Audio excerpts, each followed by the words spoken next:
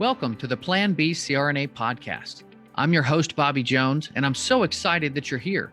The Plan B CRNA podcast is the only show made specifically for nurse anesthetists who are exploring options outside of their traditional career paths.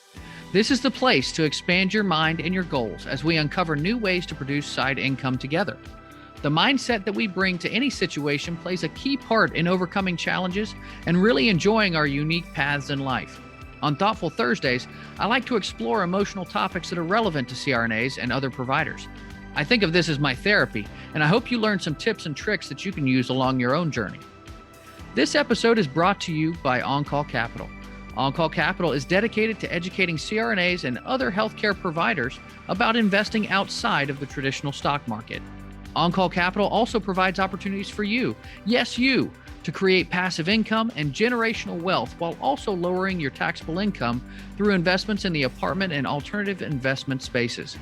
If you haven't hit subscribe yet, make sure you do that right now so that you don't miss an episode. Thanks so much for joining me today, and now on with the show. Welcome to Thoughtful Thursdays on the Plan B CRNA podcast. I'm your host, Bobby Jones, and before we get going, I have to tell you about a tremendous income-producing opportunity for you. Our team is partnering to purchase and rehab a luxury drug rehabilitation center in Clinton, North Carolina. We have a 20-year triple net lease for $600,000 in gross rent per year with 3% revenue sharing and 4.5% annual rent increases included. The tenants who are operating the facility have extensive experience in starting and managing substance abuse facilities. We plan to refinance the property within 2 years to return all investor capital, providing the potential for infinite returns. Projected cash on cash is 10%. The equity multiple is over 4x in 10 years, and the projected IRR is a whopping 50% with the refinance. If you're interested in putting your money to work for you, this is a great way to get started. Make sure you reach out to me today. Now, as always, I like to start these shows off with quotes that get me thinking. So here's one for you. Marie Kondo has said, "Tidying is just a tool, not the final destination. The true goal should be to establish the lifestyle you want most once your house has been put in order." Now, between you and me, I've never actually watched any of Marie Kondo's shows. Of course, I know all about how popular they were and still are, I'm sure. And I'm sure her concepts for cleaning house have helped thousands of folks find some peace in their lives. But it also got me to thinking, what if we began treating our financial house like the homes we live in? Of course, my mind goes to the thought of having a dinner party and breaking out your budget to show your guests. That's not exactly what I mean, but we do keep our houses tidier when we have more frequent guests, right? Imagine how much better your finances would be if you took that kind of pride in them and you shared them with others, if they were actually good enough to show off to others.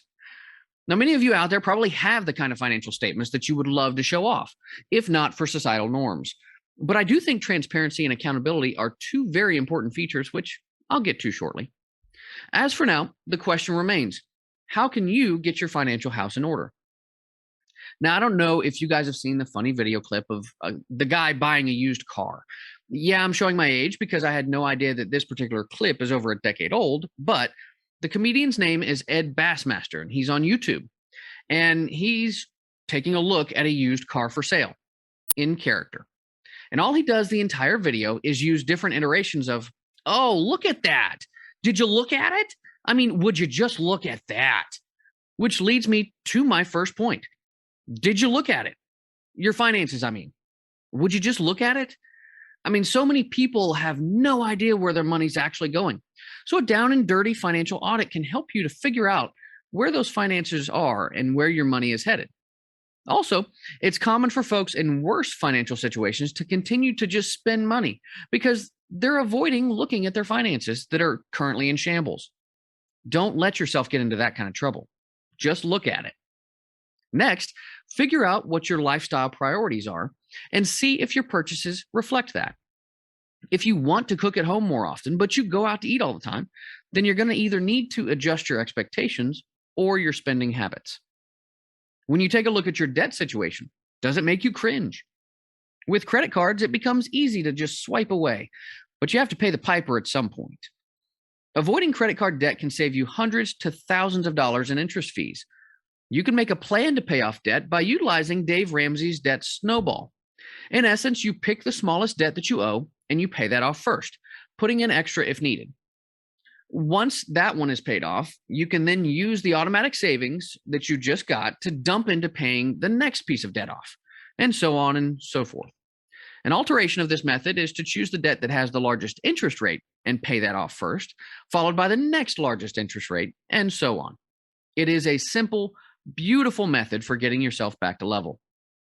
But what if the only debt you actually carry is your mortgage? Well, then it's probably time to graduate from the Dave Ramsey plan, which is really just designed to get you out of debt, and move into the Rich Dad plan, which is designed to grow your wealth.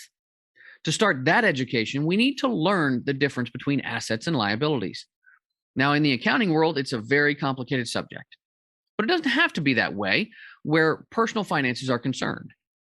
In fact, it's pretty easy. An asset is anything that puts money into your pocket, and a liability is anything that takes money out of your pocket.